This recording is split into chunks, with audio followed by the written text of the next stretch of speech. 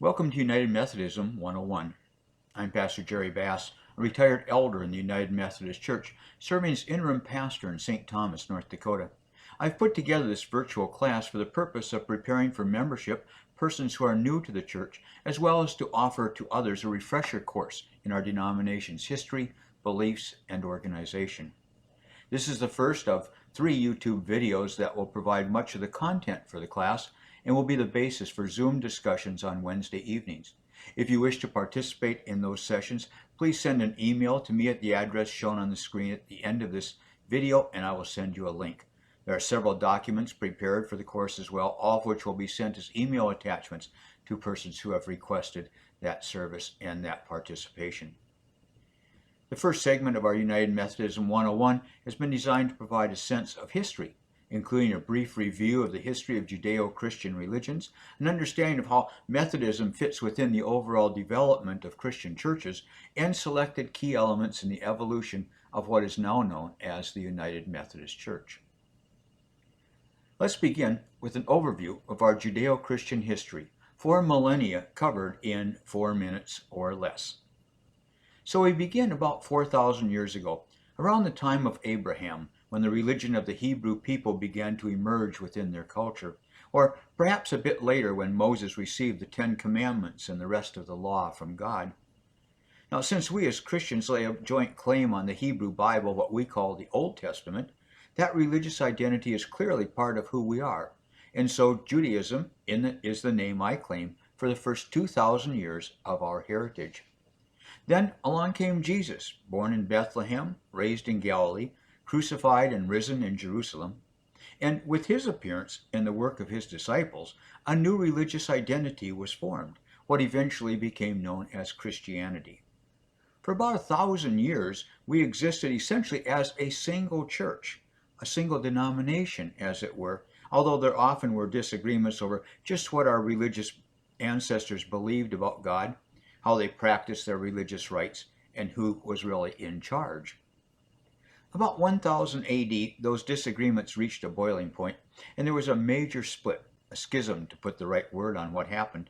Essentially, there was a geographical division that matched the theological divide in the Christian church. The believers in the West, primarily in what is now Europe, became known as the Roman Catholic Church, since the Bishop of Rome became their religious leader. Those to the east, including what we know as Northern Africa and the Middle and Near East, Asia Minor at that time, those churches became known as the Orthodox. Now, from our Methodist perspective, we claim that Roman Catholic identity, and that continued for about 500 more years, until Martin Luther and others raised serious concerns about the church's leaders in what came to be known as the Protestant Reformation. Now, while a number of familiar denominations trace their histories back to those reformers, including obviously the Lutherans, Methodists do not. Instead of a disagreement over doctrine and practice, our split with the Roman Catholic Church, again in that time around the 1500s, had everything to do with politics and personalities. Specifically, there was a fight between the Roman Catholic Pope, Clement VII, and King Henry VIII in England. Henry wanted his marriage to Catherine of Aragon, a Spanish princess, to be annulled, for she couldn't provide a male heir to the throne of England. The Pope refused because of his allegiance to the strong Catholic identity of the kingdoms in Spain. And so when the Pope refused to grant Henry an annulment, the angry Henry declared that the Pope was no longer the authority over Catholics in England. He received authority then from Parliament to serve as the leader of the church, and he ordered all those Catholics in England to consider themselves henceforth to be members of the Church of England, or the Anglican Church, to use a broader term. Now, if you want to learn more about this period of our history or any other aspects of this presentation, be sure to make a note and raise your questions when we get together via Zoom on Wednesday. Or if you're not participating in the Zoom discussions, feel free to contact me via email at the address shown at the end of this video. So, for about 250 more years then, we Methodists look back on our forebears as Anglicans or members of the Church of England. But then in the middle of the 18th century, a man by the name of John Wesley began to organize a movement to reform that denomination. a change that was not readily accepted in England, but which eventually led to a new religious identity known as Methodist, and a new denomination begun across the ocean in the newly independent United States of America. I'll share more about that period in a few minutes, but first let me summarize our 4,000 years of Judeo-Christian history.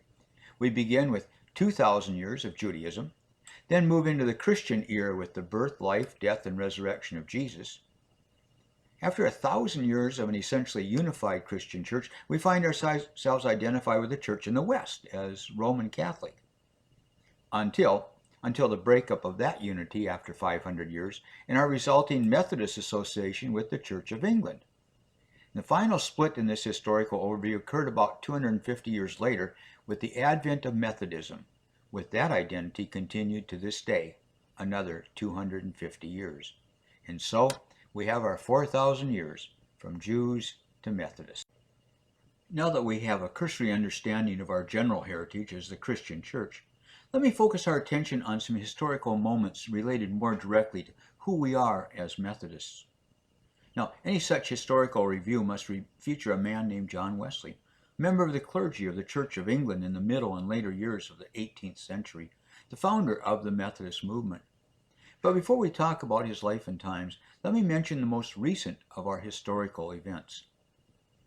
In 1968, leaders of two denominations, the Methodist Church and the Evangelical United Brethren, approved a merger that resulted in the formation of the United Methodist Church.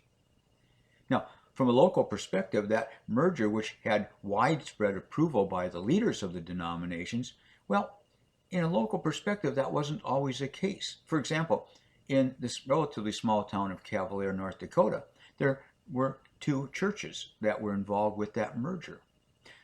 The first Methodist church, known as the Chocolate Church because of the color of its building, had been throughout its history aligned with the Methodist movement. Now, on the other hand, Trinity, which now is Trinity United Methodist Church, that had always been an EUB church, an Evangelical United Brethren congregation. And when the merger of those two denominations occurred in 1968, neither group was willing to merge and move into the other group's building. And so for nearly 50 years, there were two United Methodist churches in that relatively small community. Now, the real reason, though, that I mention this relatively recent event, this merger, is that the histories of the new denomination, the United Methodist Church, have two different strains. We can trace back through Methodist history, we can trace back through Evangelical and Brethren history, and I'm going to try and do a little bit of each as we continue through this presentation. But the most dominant figure, as I see it, in the United Methodist Church has to be John Wesley. And so we're going to spend quite a bit of time talking about some of the episodes that might bring him to life a little bit better.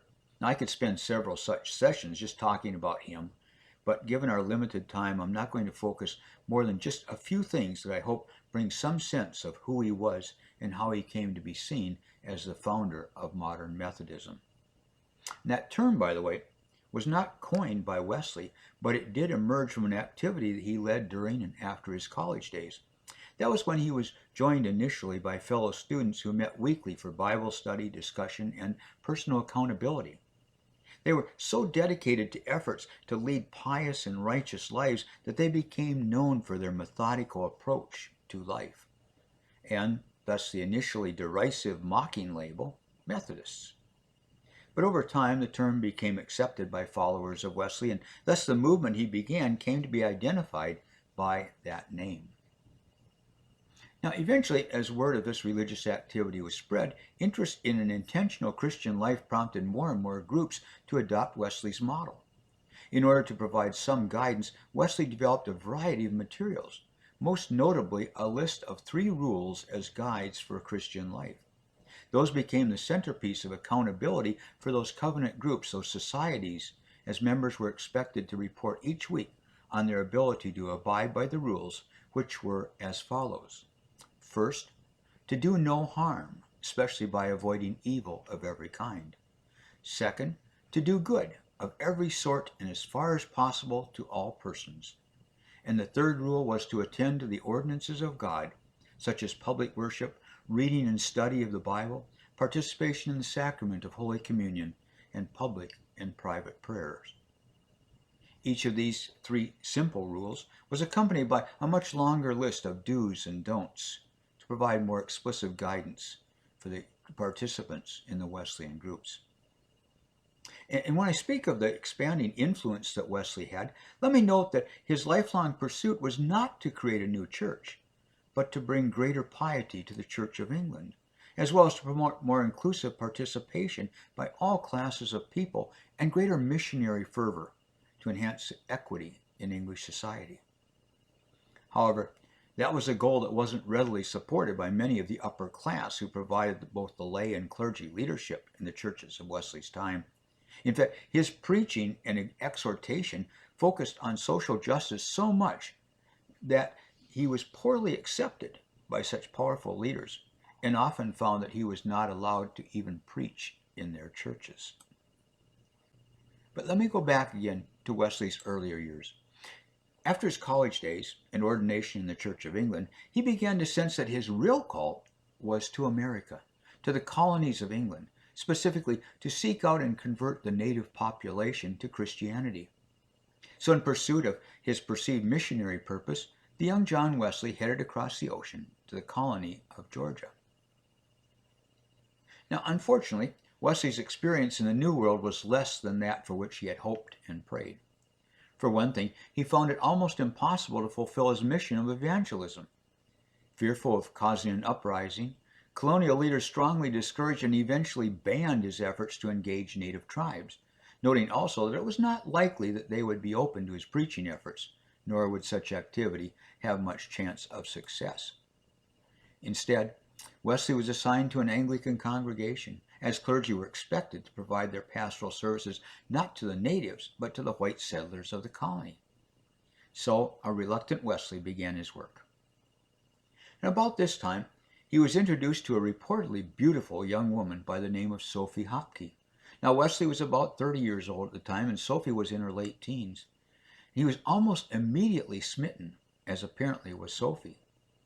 However, Wesley was so focused on his call to ministry and so seeking of God's approval that he wasn't confident that marriage was to be an element of his godly service, wondering if having a wife and family would somehow detract from and be detrimental to his ministry.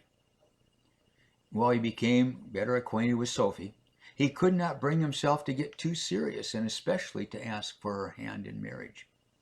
Rather than boldly making a request to her uncle and guardian, a businessman and influential leader with the colonial government in Georgia, Wesley continued to seek a sign from God. Now, his hesitancy eventually led to Sophie's frustration and eventual courtship by another man, who was much less reluctant and more suitably admired by Sophie's uncle. After they were married and returned from a honeymoon in England, they came to worship at Wesley's church. And he was so angry and confused as to how this had happened, why he had not been able to follow his passion, that when Sophie came up to the communion rail during the service, Wesley refused to give her the elements of communion. That act got him into serious trouble with her uncle, and hence with the colonial government. So between his unwise sacramental exclusion and his inability to reach out in mission to the native tribes, this frustrated, wondering Wesley soon found himself exiled from the colony of Georgia and returned to England. The resulting dark period of Wesley's life created not only confusion and frustration, but a deep wonder as to who he was, what he was called to be and do, and how God wanted him to spend his life. It was during that time, in fact in 1738 to be specific, that Wesley had a life-changing experience. That experience actually had its origin in an event that took place about 2 years earlier. While originally heading to Georgia, the ship on which Wesley was traveling had encountered a ferocious storm. While Wesley and many others on board became sick and feared for their lives, Wesley encountered below decks a group of Moravians who reacted to the threatening weather with a joyous gathering of song and prayer.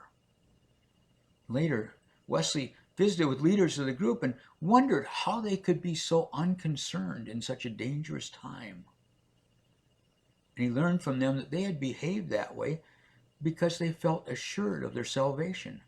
They told Wesley that they knew it would be okay no matter what happened. They were accepting of their lives because they knew of God's assurance. Wesley, who really couldn't sense that assurance in his own life,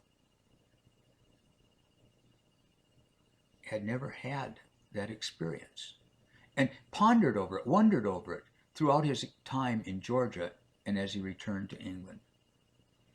Now, as he had returned to England, he established a relationship with some Moravians in London and began to attend a small group Bible study of theirs. It was in just such a setting that Wesley had his most important encounter with God. As one of the leaders was reading a commentary on the book of Romans, Wesley found his heart strangely warmed, as he often repeated throughout the remainder of his life. He recorded those moments in his journal as follows. In the evening, I went very unwillingly to a society in Aldersgate Street, where one was reading Luther's preface to the Epistle to the Romans. About 9:15, while he was describing the change which God works in the heart through faith in Christ, I felt my own heart strangely warmed. I felt I did trust in Christ, Christ alone, for salvation. And an assurance was given me that he had taken away my sins, even mine, and saved me from the law of sin and death. With that assurance of God's love and saving grace, Wesley then began a lifetime of preaching, traveling the breadth of England.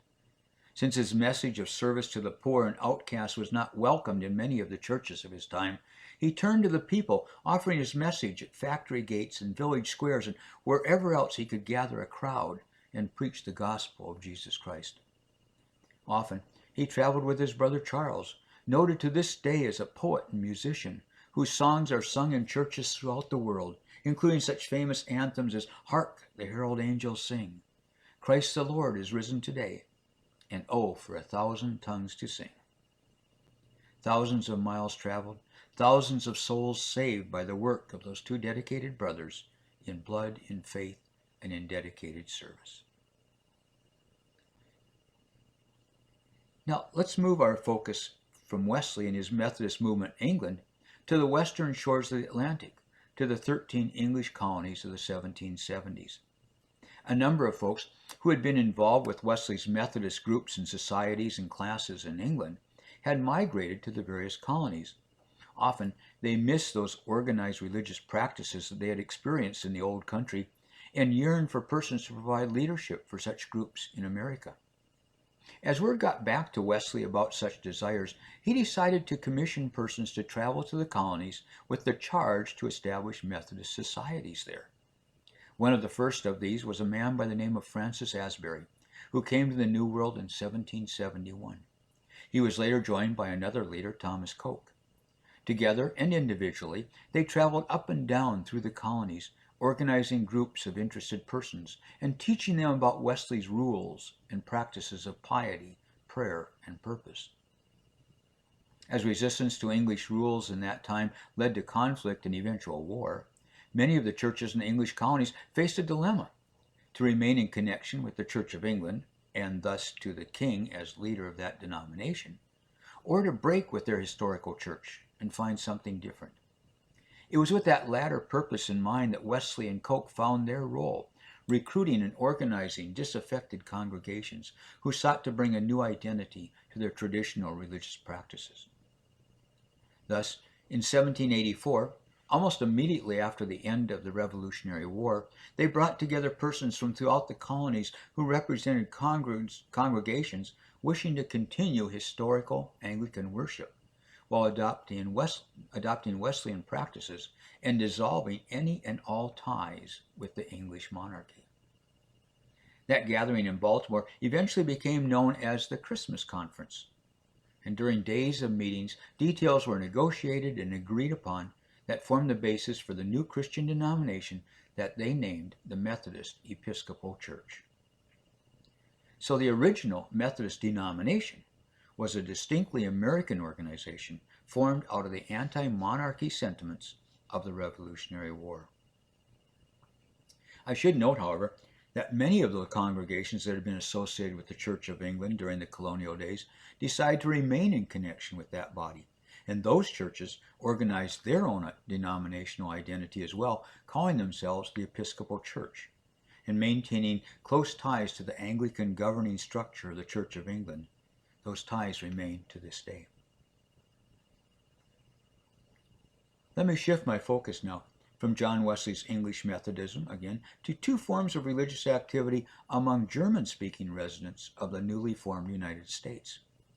The earlier of these two events occurred in 1800, when Martin Boehm and Philip William Otterbein established the United Brethren Church in America. Boehm was a Mennonite, and thus had something of a shared religious experience with Wesley, although he was born in America and they never crossed paths. Soon after the United Brethren Church was begun, another German-speaking denomination was formed by Jacob Albright. He had been raised with a German Lutheran understanding of God, but found that spiritual basis lacking when tragedy came to his young family. Seeking to renew his relationship with God, Albright began to participate in a Methodist class meeting in a nearby home, and eventually felt called to take Methodism to the German-speaking communities of his region in Pennsylvania. He initially called his growing group the newly formed Methodist Conference, but they encountered opposition from traditional English-speaking Methodists and were forced to drop that part of their name, eventually agreeing to be called the Evangelical Association. And shortly after his death in 1808, the Evangelical Association embraced Albright's sense of Methodist practice when they adopted a German translation of the Methodist Articles of Religion as their basic doctrine. And yet another Methodist-related denomination was formed shortly thereafter. When many freed African Americans in the northern states attempted to join Methodist groups and congregations, many were turned away by the predominantly white participants. So in 1816, Richard Allen and Daniel Coker gathered black residents of mid-Atlantic states and organized the African Methodist Episcopal Church, the first of what eventually became a group of independent but related denominations, the AME being the largest of which still exists today.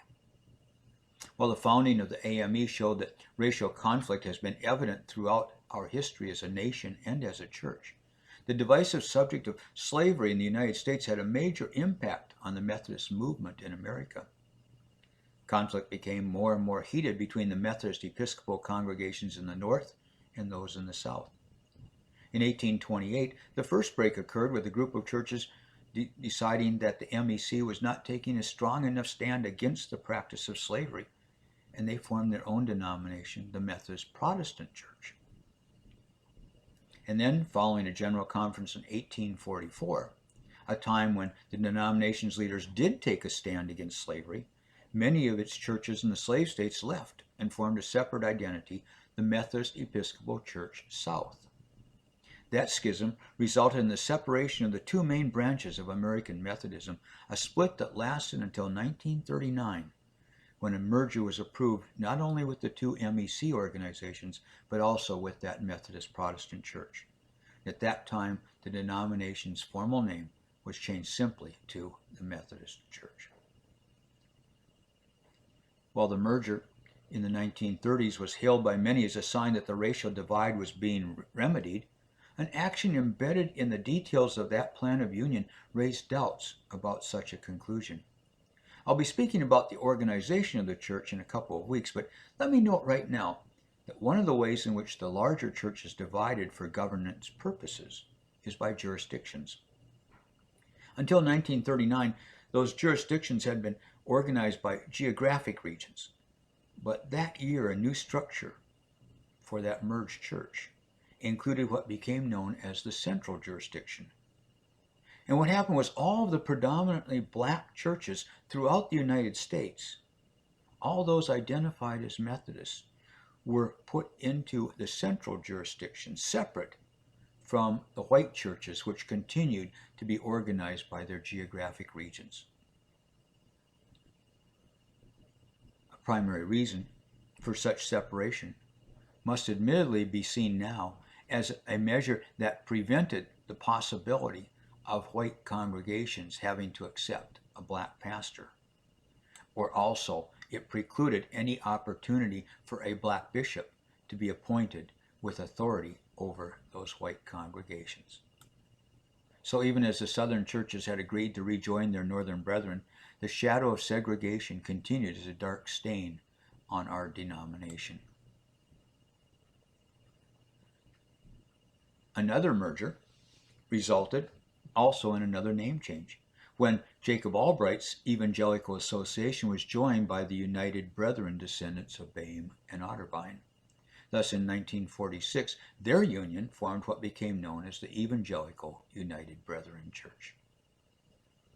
And as noted earlier, that denomination joined the Methodist Church in 1968 to create what we know to this day as the United Methodist Church. So, just as the entire history of Christianity has been marked by splits and unions, so too has the Methodist movement.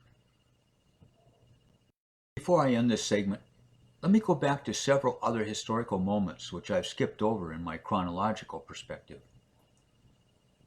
In 1864, the Methodist Episcopal Church adopted its first recommendation that congregations use grape juice rather than wine as the preferred element in the sacrament of communion. There had long been Methodist opposition to alcoholic beverages, and especially to their abuse, dating back to John Wesley's concern about the breakdown of families and social structures when such spirits as gin and rum became more readily available in England. But in the mid-1800s, there still was no reliable alternative to alcoholic wine, for efforts to produce and preserve a non-alcoholic grape juice almost always ended up in failure, with the resulting product having the alcoholic content of wine, or becoming a moldy, unusable product, or even a vinegar-like beverage. And that's when a Methodist preacher turned dentist became determined to solve the problem. In 1869, he perfected a process of pasteurization that allowed the juice of the grape to retain its flavor and not turn alcoholic, and even better, maintain a stable shelf life. While the product did not gain immediate popularity, he eventually found acceptance, selling it as Dr. Welch's unfermented wine.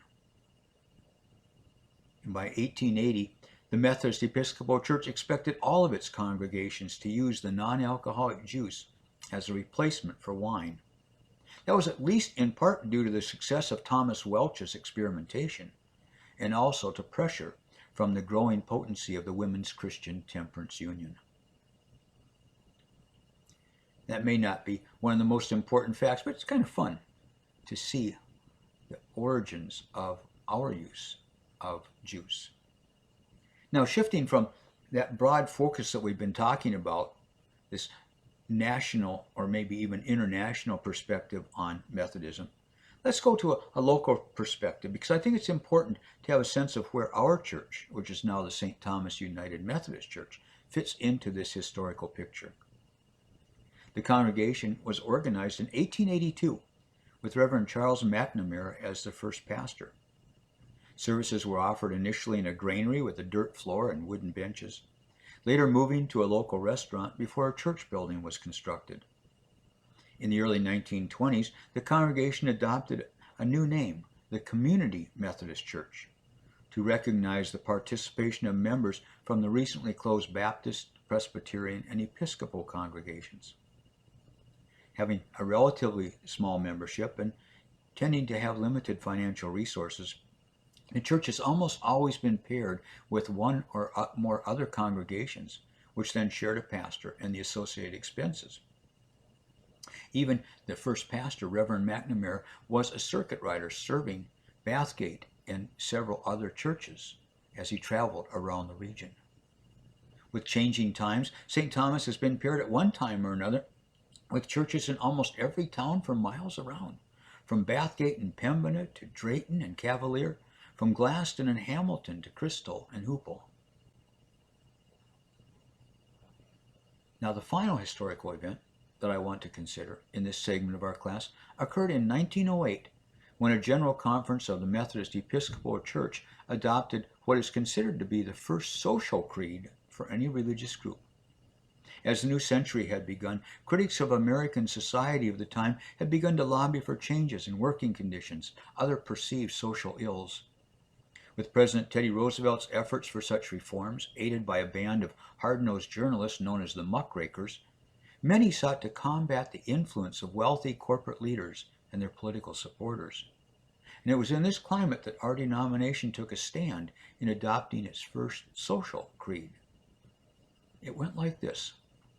The Methodist Episcopal Church stands for equal rights and complete justice for all in all stations of life, for the principle of conciliation and arbitration in industrial dissension, for the protection of the worker from dangerous machinery, occupational diseases, injuries, and mortality, for the abolition of child labor, for such regulation of the conditions of labor for women as shall safeguard the physical and moral health of the community, for the suppression of the sweating system, for the gradual and reasonable reduction of hours of labor to the lowest practical point, with work for all, and for that degree of leisure for all which is the condition of the highest human life, for a release from employment 1 day in 7, for a living wage in every industry, for the highest wage that each industry can afford, and for the most equitable division of the products of industry that can ultimately be devised.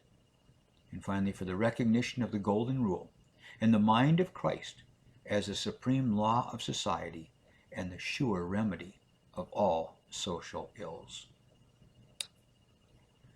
So you see that the modern Methodist Church began as a movement to renew and reinvigorate the Church of England by an often disillusioned young clergyman. And while it had an appeal to the middle and lower classes of society, it was never embraced by leaders of that denomination. Instead, the development of a church called Methodist came about in the midst of a revolution and during the following early years of a new country called the United States of America. Experiencing the growing pains of the mid-19th century battle over slavery, the various Methodist identities found themselves in a period of rapid growth in the latter decades of that time into the early years of the 1900s. Much of that growth took place along the frontier, as the Wesleyan experience of using laypersons for leadership allowed congregations to form without the need for resident ordained clergy. Instead, many Methodist churches were served by circuit riders, pastors who traveled from place to place, providing necessary leadership for the administration of sacraments and exhortation for faith development.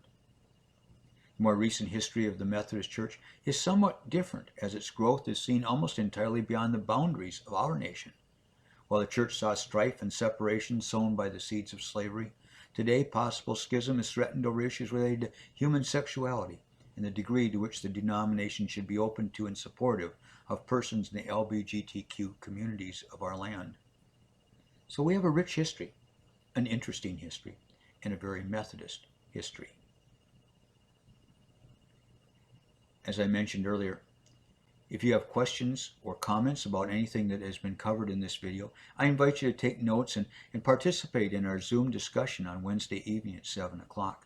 Bring your questions and we'll talk about whatever is of interest to you in regard to this historical perspective. If you're not going to participate in the Zoom, then I invite you to send me an email at the address that's shown on the screen. Raise your questions. I'd be glad to interact with you in that regard. Next weekend, we'll have a second video, which will be looking at the beliefs of the United Methodist Church, how we are similar to other Christian churches, and what might be distinctive beliefs and doctrinal differences that might be highlighted within the United Methodist Church. In our third week of this course, we'll look at the organization of the church, how we divide our time, how we raise our issues and settle our differences, how we select clergy, and how we elect bishops. So, I'll look forward to seeing you on Zoom on Wednesday night. If you haven't already asked for the connection, the link to that, please email me and I'll get that information to you, as well as some handouts that might be useful as you prepare for that discussion. In the meantime, thank you for viewing this video and have a wonderful evening, a wonderful day, a wonderful life. May God be with you. Amen.